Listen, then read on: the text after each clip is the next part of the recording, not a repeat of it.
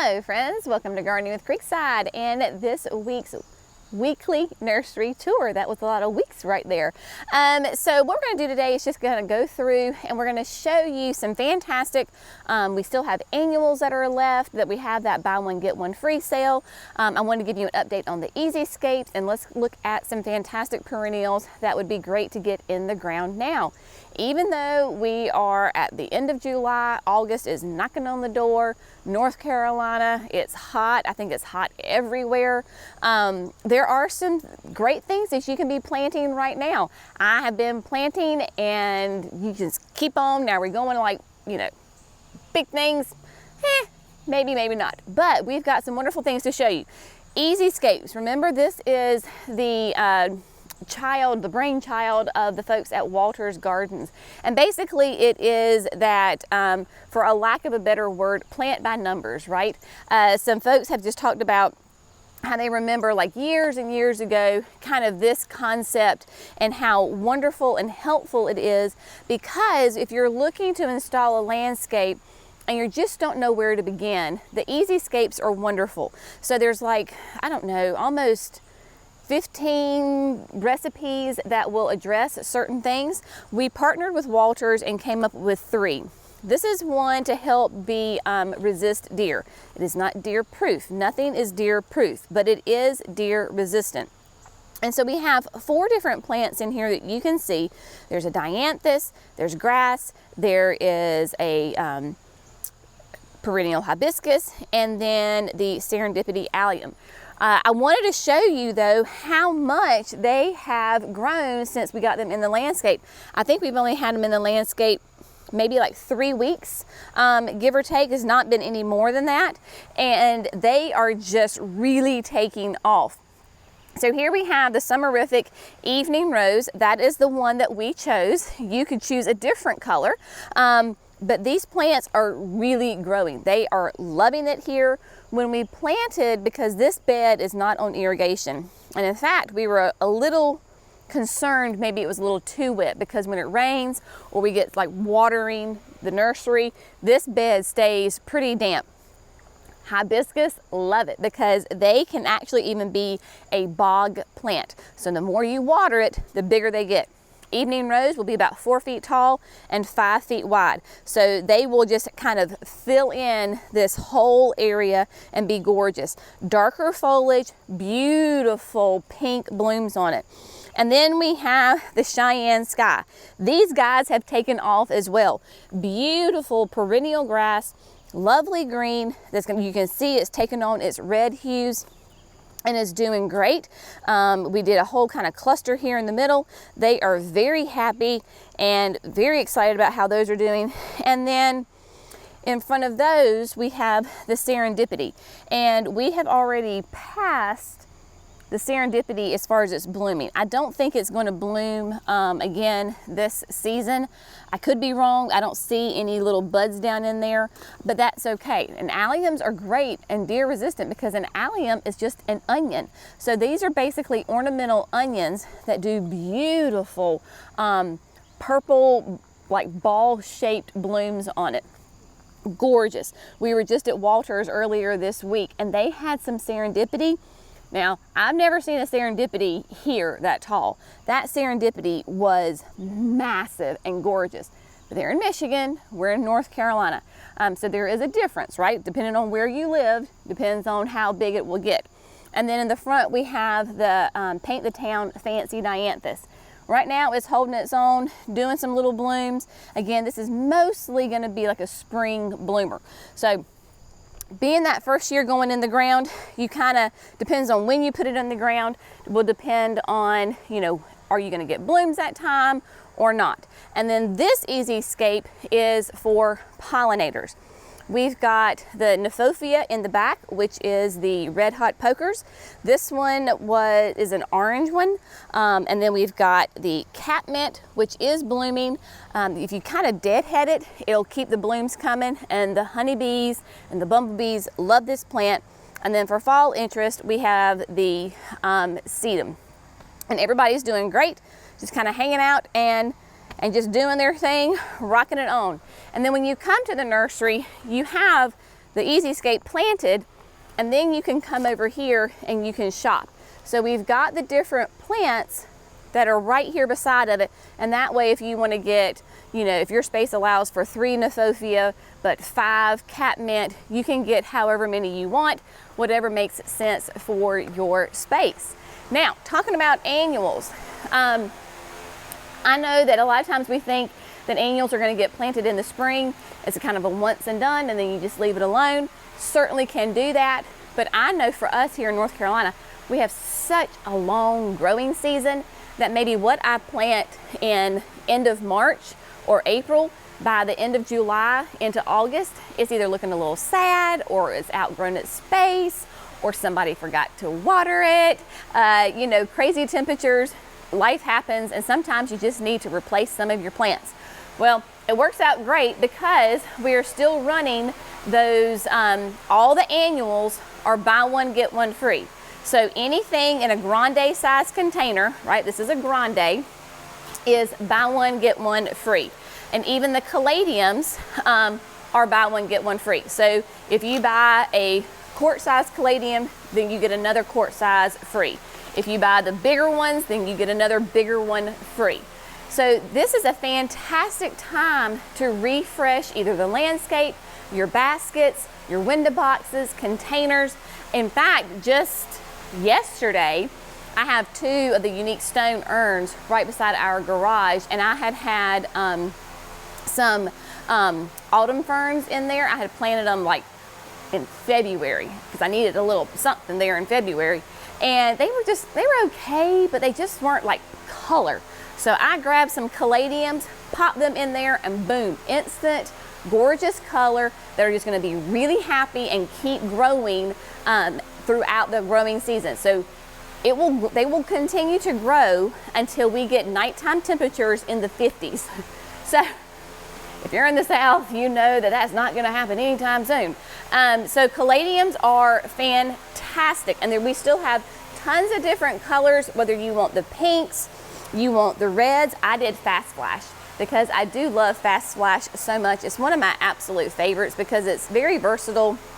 Depending on what you put with it, it could be red, it could be pink, but it's got that green and those specks in it. Really fun. So I do love Fast Flash, and that's what I put in those containers. But maybe you want something, you know, white. We've got the whites, we've got the pinks. So lots of color in that foliage.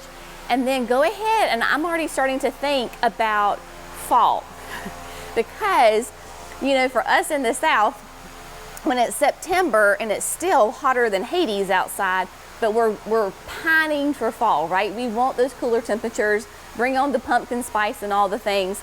And it's still way too early for us to do like pansies and mums then, but what you can use are your hot weather annuals that have the fall color.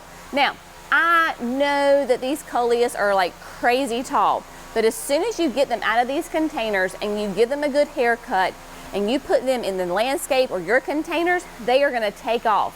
So I am going to be doing some pots at my house with these coleuses because Sedona Sunset is one of my absolute favorite coleuses for fall color. It can do full sun, it can do full shade, and it can do anything in between. Depending on your sun conditions, it will have a different color. In one, and I don't remember which one it is. In one situation, it'll be more red, and then I think in more sun, it's more red, and in the more shade, it's more of this like orange color. Fantastic, gorgeous fall colors. So don't forget about your coleus, use it. It is the easiest plant to grow ever. Japanese beetles don't like it, bugs don't like it. If it snaps off, it's fine. It just grows back even bigger and happier than ever.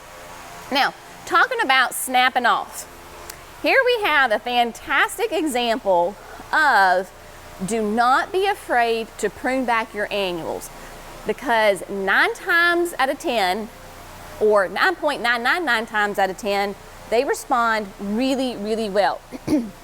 So let me show you this. This is a gorgeous, this is the angel face, and this is super blue. It is a huge plant. they had gotten way too tall. I mean, they were really tall for these containers. Our sweet folks came in here and they whacked the heck out of them. So right here is the cut. That's maybe, what, 2 inches? They trimmed them back to 2 inches tall, and it was just pure sticks. And we told them to, because we knew that when you do that, look at all that beautiful new growth.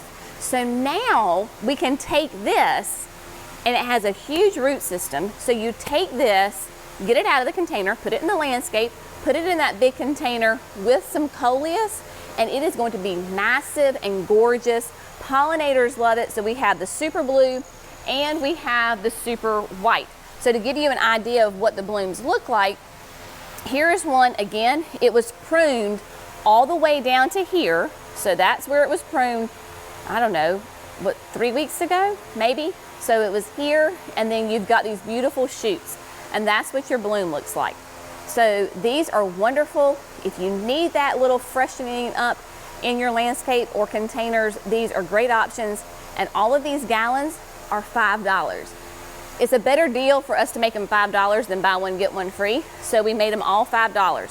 So any of the annual gallons, whether it is the Angelonia, it is the Gumfrina, it is the Verbena, it doesn't matter, they're $5. It is an absolute great steal. So you need to come and take advantage of this because it is a wonderful, wonderful deal.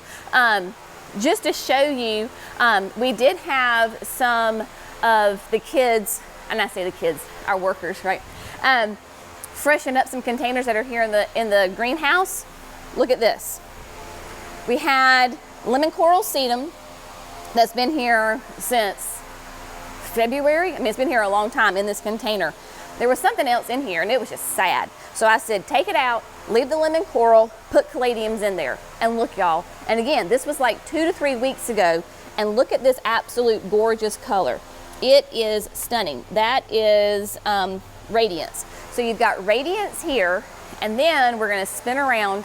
I want you to remember that the hanging baskets are all $20?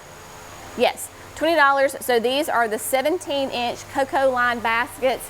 In fact, just yesterday, I took my hanging baskets down off the front porch because the heat and I had neglected them, and I put up the Medusa hanging baskets.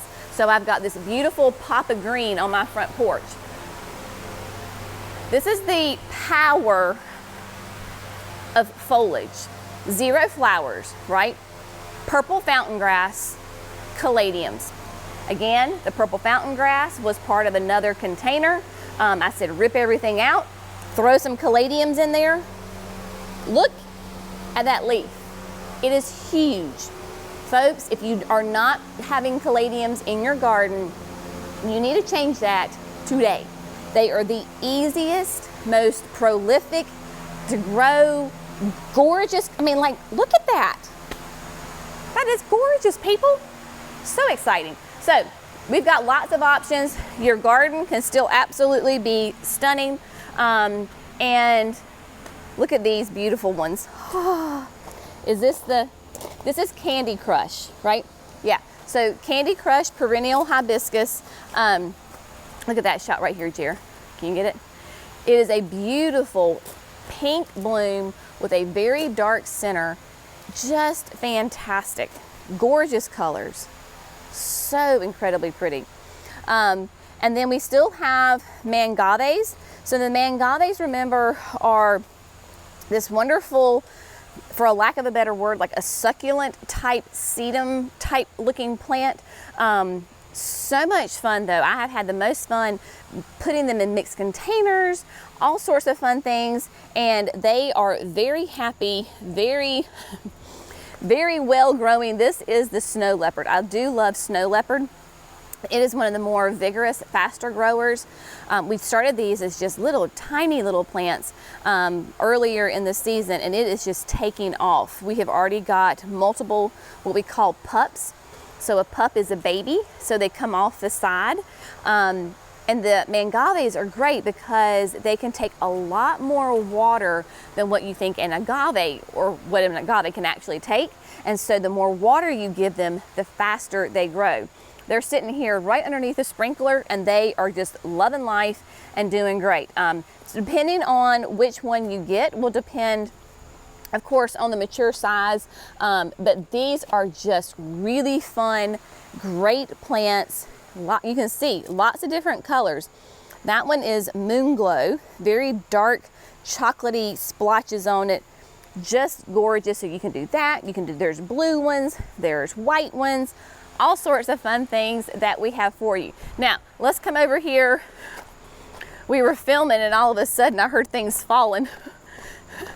We got a little puff of wind and the limelight tree fell over, so hopefully we can get that one back up and it will stay for me. All right. And yeah, there she went again. Here we go. So there are lots of great perennials that you can be putting in your garden right now. These are the sedums. Look at this. This is coral jade, and if you wanted to do an easy scape and you didn't want the black one, then coral jade would be a great option for you. It still has all that great same characteristics of those perennial sedums that we love. It's just simply a different color. We'll do a beautiful kind of a pink once these flowers open up, these buds open up into flowers. It will be like a pink hue to it. This is a type of stone crop, perfect for fall, hardy in zones 3 to 9. So even my folks who are in colder climates, you absolutely can do these sedums and they will do wonderful for you. Here we have another. This is a different type of allium. This is lavender bubbles, and oh my goodness, this is a happy plant, and you can see right here on the tips, those are some little flower buds that are forming. So lavender bubbles is going to be a bit taller, a little bit bigger, a little bit different shape than the serendipity, but there's absolutely room for you to have multiple of allium in your garden because, again, so easy to take care of, wonderful. Amsonia, we've talked about Amsonia before. It is a spring bloomer, but now would be a great time to go ahead and get it in your garden. This is String Theory, and so on the tag, this is really fun. Proven Winners shows you what it looks like with the spring blooms, and then it has beautiful fall color. So even though it's a spring bloomer, you're gonna get interest 3 seasons of the year. So spring, summer, and then fall. In the summer, it's going to give you lots of beautiful texture, just like this, and then that gorgeous, vibrant color there at the end. Now, I am going to be planting some perennial grasses in the 2 backyard beds behind the house. This is a great perennial grass. This particular one is Gunsmoke, and Gunsmoke is a panicum. It is a hot weather grass. It is going to be kind of a tall grass. It is going to be like 4 to 4.5 feet tall. You can see though that its structure is going to be more upright. So Jerry's telling me to pick it up. All right. So it's going to be an upright grass. It is in that kind of that blue-green family. You can see it's already starting to put on its plumes. This is hardy in zones 4 to 9. Very, very versatile, and now is a great time to plant it because it is a hot weather grass. It loves it hot, so it's going to have its most active growing season in the heat. You want to get this in the ground before the cool temperatures hit, because once you hit cool temperatures, it stops, quote, growing, and you're not going to have your root system established very well. So you're going to want to make sure that you get it in the ground before the cool of the fall hits. So those are going to go in the ground and going to be lots of fun for sure. Let's go across the bridge and look at some fun things over there. All right, so we're going to move over here to the pines, and I want to show you some just some fantastic things, how they are growing. Hostas galore, we have got them for sure. They are doing great. Good time to go ahead and put them in if you want to, but this is definitely your hostas. You could easily wait and do the fall, because those are cool weather growing plants. So if you wanted to go ahead and add some into your landscape, you could. Definitely shade, right? So remember, North Carolina, where we are in the Piedmont, your hostas are going to be shade loving plants. If you're in much cooler climates, then they can do a little bit more sun, but here where we are, they do need that shade. I want to give you an update on how the Easy Scape is doing here in the shade area. So if you remember, we did an Easy Scape for the shade. Everything is doing really well. So here we had 4 different plants. We have the Shadowland Hosta. There's 3 of those. Then we have the Crested Surf, Japanese painted fern. When we were at Walters, they had a stand of these Crested Surfs, and they were stunning. Nice height to them, really filled in. So if you can imagine, you know, next year or 2 years from now, you have this whole mass of ferns that are nice and tall and really filled in, because this is going to fill in over the years, right? I mean, these are perennials. They were literally planted like a month ago. Everybody is very happy. This is not on irrigation, but we do have to water it if it's not going to rain. So we've got that. Then we've got the Spot On Pulmonaria, which is a fantastic, more disease, deer resistant perennial, nice furry leaves that have the spots on them. And then in the back, we have 4 of the evening gown eucharas that have nice dark black color to them and are really fun. So we've got some different hydrangeas for the shade. So you've got those macrophylla hydrangeas. Those are great for the shade because, again, they do prefer those nice shady conditions, and that's going to give you that what we call a mop head, which is that nice big ball. And these are going to be dependent on your pH. So your soil's pH will determine what color your blooms are. If you're around here, they're most likely going to be blue, because we do have that acidic soil. So bottom line, even though it is July, August is coming right around the corner, there are definitely things, if you want to be planting in your garden, you need to freshen some things up, definitely can do that. But also now is a great time to be preparing and planning for the fall. So if you know that you're going to be putting in a landscape in the fall, reach out to your local garden center now. Start that process of them helping you plan your area, and if you need to order plants, that way they can know ahead of time what that you need to have ordered, because depending on where you are and situations, there could be an availability issue. So we're encouraging our customers, if you're going to be putting in a landscape, especially like a lot of like trees and shrubs, those kinds of things this fall, let's start that process now, that we can go ahead and begin talking about it, planning, and that you have a plan in front of you to really get that landscape in. So reach out to your local garden center, ask for some help. I know that they will be more than happy to help you figure out exactly what you need for your landscape based on your needs and your location. But that's going to be it for today. As always, thanks so much for gardening with Creekside. Y'all have a great day, and we'll see you in the next video. Bye, friends.